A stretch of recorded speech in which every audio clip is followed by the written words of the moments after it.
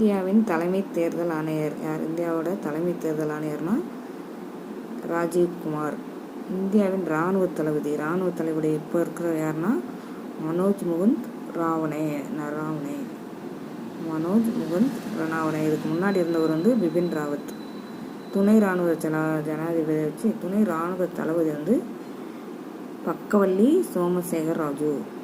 துணை இராணுவ தளபதி யாருன்னா பக்கவள்ளி சோமசேகர் ராஜு.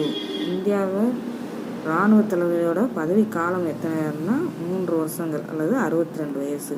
3 வருடங்கள் அல்லது 62 வயது. இந்திய குடியரசு மற்றும் பாதுகாப்பு அமைச்சகத்தின் இராணுவ ஆலோசகர் யார்? இந்திய குடியரசு மற்றும் பாதுகாப்பு அமைச்சர் இராணுவ ஆலோசகர் வந்து இராணுவ தலைமை அதிகாரி தான். குடியரசு மற்றும் பாதுகாப்பு